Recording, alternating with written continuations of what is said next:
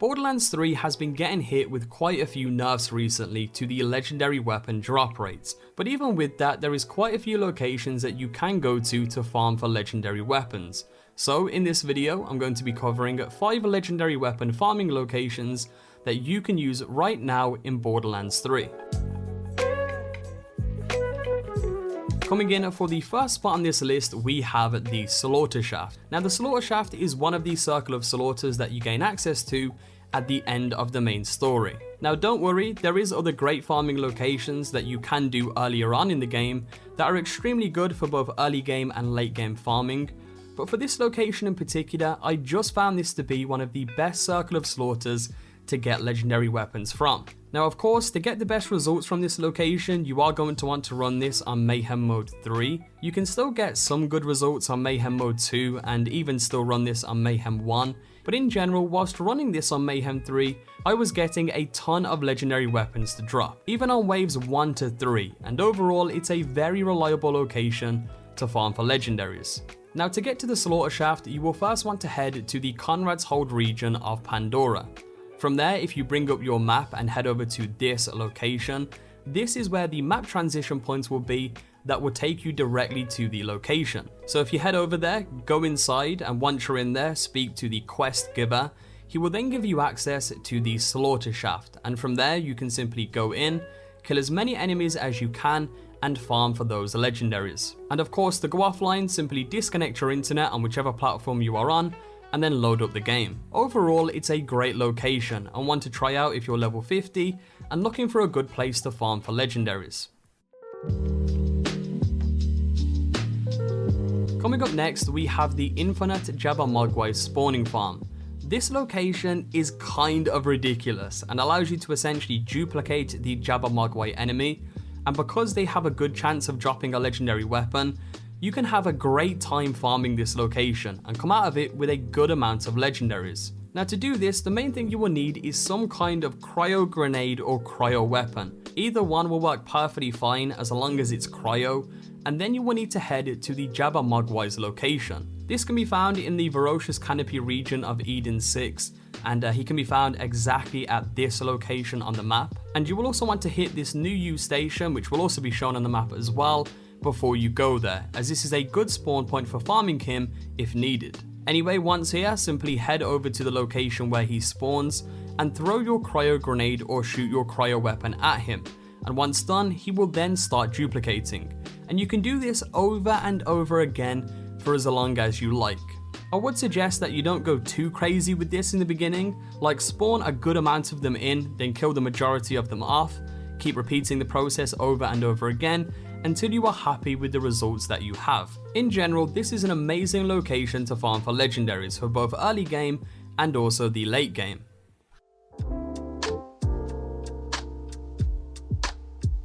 Coming up next, we have the Crush Jaw farm, and this is kind of a 3-for-1 location, as you can farm the boss known as Crush Jaw, who does have a chance to drop legendary items, but you can also get some iridium and 2 good chests that also have a chance of dropping legendary items. So it's definitely a decent spot for farming. Now to find Crush Jaw, you will want to head to the Cathedral of the Twin Gods region of Pandora. Once here, you do have a little bit to go through.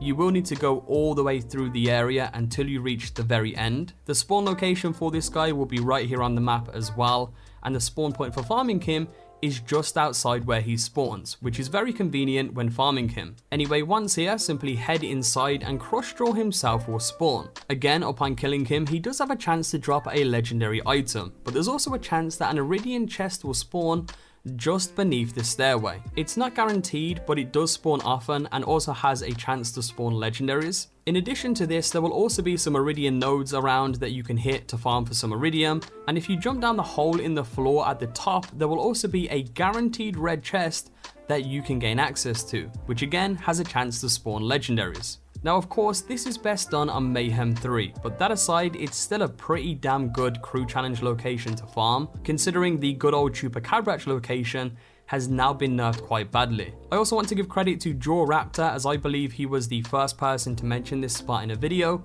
so I'll leave a link to his channel in the description below. Next up, we have the old reliable Captain Traunt. This is a guy who many have been farming for a while, and he still hasn't been hit too badly by any of the recent patches. What makes Captain Traunt so good is he's super easy to farm, he's great for both early game and late game. The spawn location for farming him is just above where he spawns, and he also oftentimes will drop multiple legendaries in one run. Now to do this, you will need to be on the planet of Athenas and have progressed a decent amount into the story to the point where you fight Captain Traunt for the first time. Once you kill him and finish the main story quest for this location, you can then go back and farm him over and over again. And just for reference, here is where the location of Captain Traunt will be in comparison to where you spawn at. Overall, on Mayhem 3, this guy becomes a really reliable farming location, but even for the early game, you can get some decent results from here too.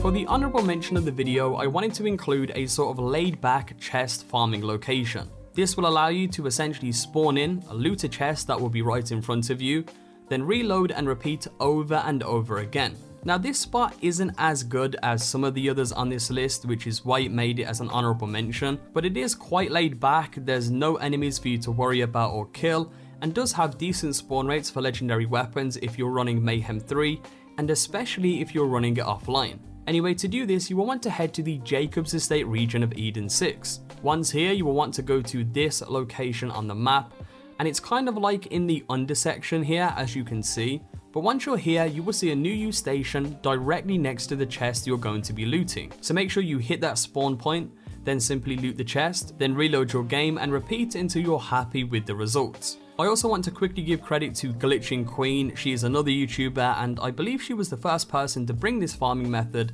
to light. So again, her link will be in the description below.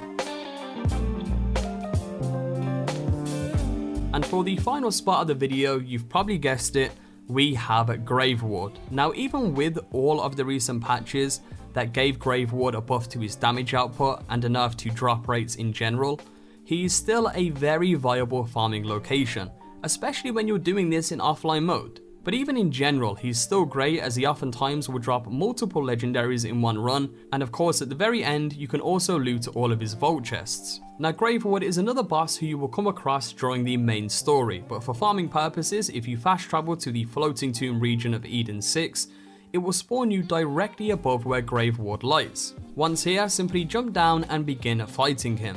We're doing this on Mayhem 3 for the best results, and of course if you do have the correct character build, you can mount him pretty damn quickly. Which by the way, I will have videos coming out soon covering the best builds for each Vault Hunter. Anyway, once you have killed Grave Ward, hopefully he will drop some legendary loot for you. Then from there, simply head into his vault, loot all of his chests, and then reload your game and farm again until your heart's content. And that's pretty much it for the video. If you enjoyed the video today, be sure to leave a like down below.